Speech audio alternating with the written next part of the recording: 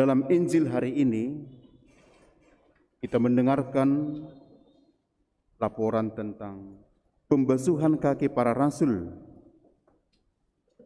Kita meyakini bahwa pembasuhan kaki ini dilakukan bersamaan dengan pendirian Ekaristi Suci dan juga penetapan pelayanan imam yang diberi arti yang penting setiap hari pada hari Kamis Putih.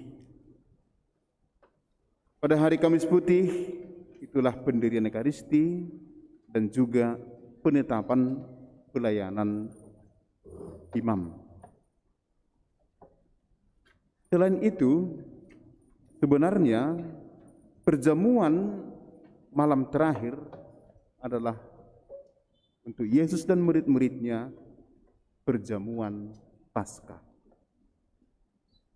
Mungkin ada yang bertanya dari kita, kalau Paskah itu artinya Kristus bangkit, mengapa Yesus merayakan Paskah?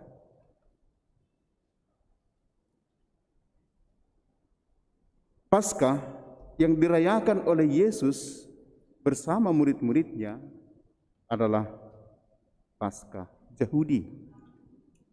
Bacaan pertama dan kedua memberikan kepada kita latar belakang perayaan Kamis Putih yang kita rayakan setiap tahun. Dalam bacaan yang pertama diberikan kepada kita kisah tentang persiapan dan perayaan Paskah Yahudi. Paskah Yahudi adalah sebuah kenangan atas diselamatkannya anak sulung laki-laki bangsa Israel dari kematian. Paskah artinya Allah melewati. Allah melewati rumah-rumah orang Ibrani di Mesir, di mana rumah-rumah itu diolesi dengan darah anak domba.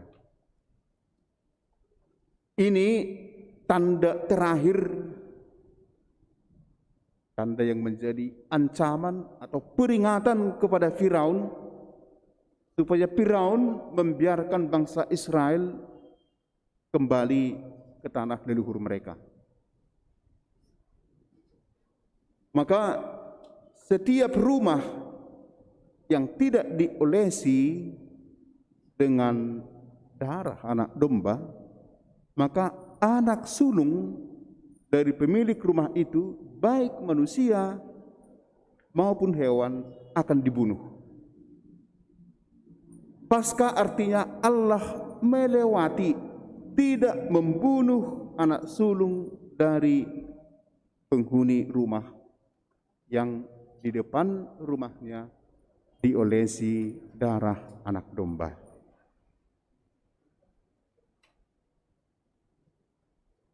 Bangsa Israel mengingat bahwa Allah adalah Allah yang setia. Allah adalah Allah yang melindungi mereka dan membiarkan mereka hidup. Ini dialami oleh bangsa Israel dalam perjalanan mereka dari tanah Mesir menuju tanah terjanji. Ketika bangsa Israel dekat Laut Merah, bangsa Mesir mengejar bangsa Israel karena Firaun menyadari dengan perginya bangsa Israel maka pembangunan di daerah Mesir menjadi terkendala. Bangsa Mesirlah andalan mereka untuk kerja membangun, baik itu pembangunan gedung-gedung maupun pembangunan jalan-jalan. Dengan perginya bangsa Israel maka pembangunan tidak berjalan. Maka Firaun memerintahkan kepada tentara dan pasukannya, tarik kembali bangsa Mesir, bangsa Israel untuk kembali ke Mesir. Mereka terdesak dari belakang dikejar, tetapi di depan ada Laut Merah.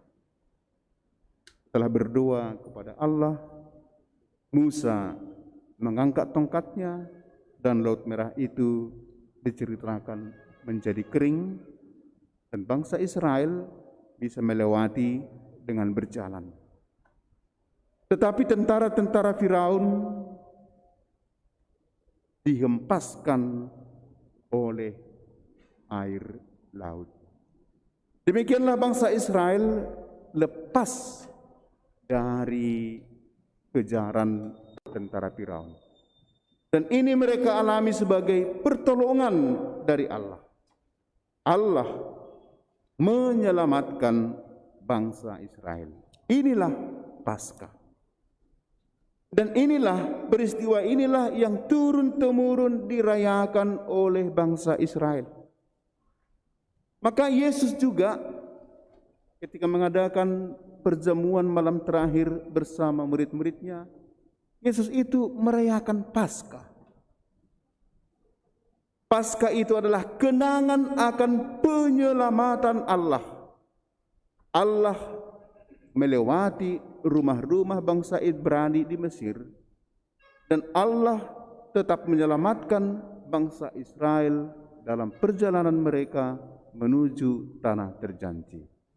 Inilah Paskah, dan inilah yang dirayakan oleh Yesus bersama murid-muridnya. Bacaan kedua yang diambil dari surat pertama Rasul Paulus kepada jemaat di Korintus adalah kesaksian Paulus tentang pendirian Ekaristi Kudus yang menggantikan jamuan Paskah orang Yahudi. Pada perayaan Paskah mereka, Yesus dengan murid-muridnya biasanya ketika mengangkat roti sebagai ungkapan syukur, bapak rumah sebagai pemimpin akan mengatakan hal ini. Terpujilah Engkau, Tuhan Allah semesta alam, karena kemurahan-Mu kami menerima makanan-makanan ini. Terpujilah Engkau, Tuhan Allah semesta alam, yang membiarkan kami, nenek moyang kami, bangsa Israel, keluar dari perbudakan Mesir. Terpujilah Engkau yang melewati rumah-rumah nenek moyang kami di Mesir, sehingga mereka tetap hidup. Itulah yang dikenangkan, dan itulah doa bangsa Israel ketika merayakan Paskah. Maka Yesus sebagai pemimpin dalam grup ini mengangkat roti, menunjukkan roti, tetapi dia mengubah doa yang biasanya disampaikan oleh pemimpin atau bapak rumah. Kalau biasanya dikatakan terpujilah Engkau Tuhan Allah, tetapi Yesus ketika dia mengangkat roti, dia mengucapkan kata-kata ini, kata-kata yang selalu didoakan oleh imam dalam doa syukur agung. Inilah tubuhku yang diserahkan bagimu. Inilah darahku yang ditumpahkan bagimu. Lakukanlah ini sebagai kenangan akan aku. Kalau kenangan orang Israel selama ini adalah mengenang perbuatan Allah pada masa lalu, sekarang Yesus memerintahkan kepada murid-muridnya supaya mengenangkan dirinya. Kenangkanlah, perbuatlah ini sebagai kenangan akan aku.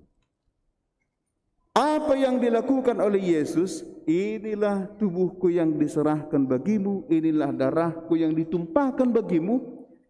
Ritus ini, doa ini dikonkretkan, diwujud nyatakan oleh Yesus pada keesokan harinya dengan sengsara, wafat, dan kebangkitan. Maka Paskah Yahudi yang dirayakan oleh Yesus bersama murid-murid menjadi antisipasi. Apa itu antisipasi? Mengantisipasi artinya ini adalah bagian dari ritus perkataan Yesus yang dia lakukan, diaktualkan dalam hari Paskah. Maka hari ini, malam ini adalah Paskah antisipasi, Paskah ritual dari Paskah yang akan mulai besok. Mengapa besok mulai Paskah? Triduum Paskah, 3 hari Paskah, Jumat, Sabtu, Minggu. Jadi Kamis Putih itu sejenis ritual. Yesus mengungkapkan apa yang akan terjadi dengan dirinya yang diserahkan bagimu, darahku yang ditumpahkan bagimu. Itu konkret. Kata-katanya itu, doanya itu konkret pada 3 hari Paskah itu. Sengsara, wafat, dan kebangkitan. Saudara-saudari yang terkasih, apa yang diwariskan kepada kita dengan peristiwa pembasuhan kaki para murid? Sungguh menarik untuk mencermati bahwa Injil Yohanes tidak memberi laporan apa-apa tentang kisah Ekaristi. Yohanes tidak mencatat, inilah tubuhku yang diserahkan bagimu, inilah darahku yang ditumpahkan bagimu. 4 Injil, 3 Injil mencatat itu. Matius, Markus, Lukas mencatat. Dan satu lagi, Paulus mencatat dalam surat pertamanya kepada jemaat di Korintus yang kita dengarkan dalam bacaan kedua. Tetapi Yohanes ada 4 Injil. Satu pengarang Injil, Yohanes tidak mencatat tentang kisah institusi. Tetapi dia lebih menaruh perhatian pada pembasuhan kaki para murid. Menarik untuk mencermati ini. Untuk Yohanes, pesan dari perjamuan kudus yang dibuat nyata dan terang dalam ritus pembasuhan kaki. Dalam pembasuhan kaki, pesan dari Ekaristi itu nyata. Ini bukan berarti bahwa Yohanes tidak mengenal institusi Ekaristi pada perjamuan malam terakhir. Untuk Yohanes, perjamuan terakhir dan pembasuhan kaki, keduanya mengambil tempat atau terjadi sebelum kematian Yesus. Tetapi yang paling penting, keduanya mengandung pesan yang sama, yakni pelayanan. Baik dalam kisah pendirian Ekaristi pun dalam pembasuhan kaki, pesan yang sama diberikan, yakni mengundang para murid dan sekarang mengundang kita untuk saling melayani. Hal ini nampak ketika Petrus menolak untuk dibasuh oleh Yesus. Yesus mengatakan ini, jika saya tidak membasuh engkau, maka engkau tidak akan dapat bagian dalam diriku.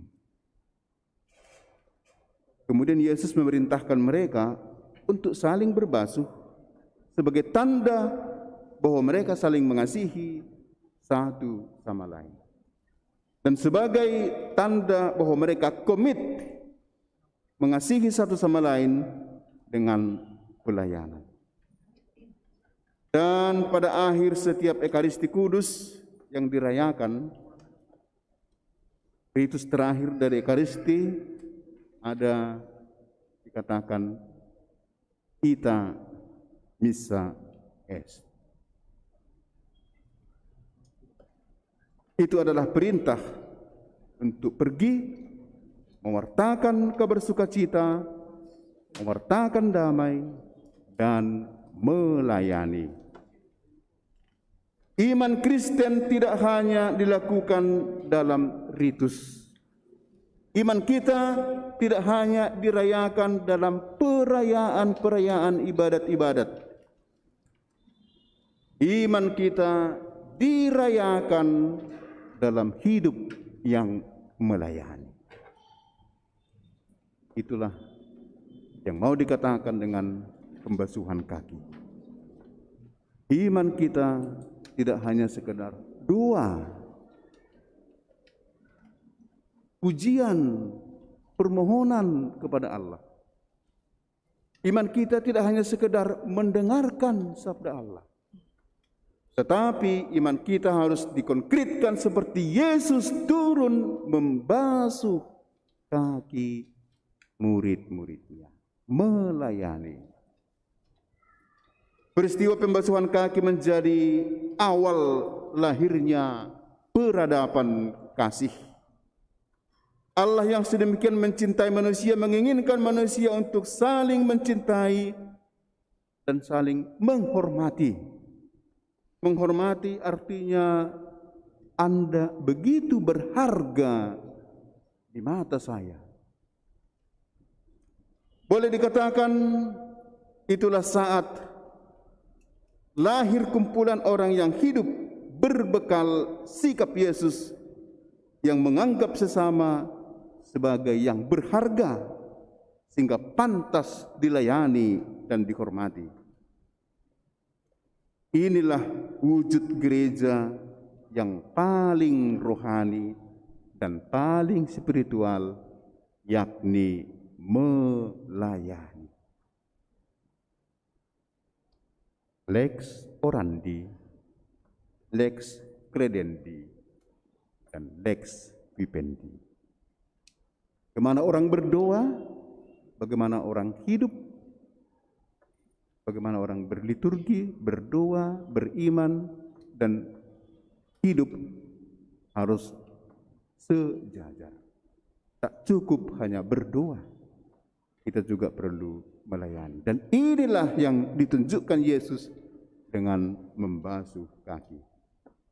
Hidup menggereja yang berpusat pada Ekaristi baru utuh bila dijalani dengan bekal yang diberikan Yesus tadi. Ekaristi yang sesungguhnya adalah melayani. Bukan di altar ini Ekaristi yang sesungguhnya, tetapi dalam pelayanan, entah itu di rumah, entah itu di tempat kerja, entah di mana saja, melayani, menghargai, menghormati, membuat orang lain merasa terselamatkan. Itulah Ekaristi yang sesungguhnya. Lakukanlah ini sebagai kenangan akan daku. Bukan terutama buatlah seperti ini, angkat roti, angkat piala. Yesus mengatakan, lakukanlah apa yang besok akan terjadi dengan diriku. Sengsara, wafat, dan kebangkitan. 3 hari Paskah. Aksi. Itulah yang mau dikatakan oleh Yesus. Saudara-saudari, marilah kita belajar dari Yesus yang bukan hanya merayakan Paskah ritual, tetapi merayakan Paskah aktual lewat seluruh pemberian hidupnya sampai mati di kayu salib. Amin.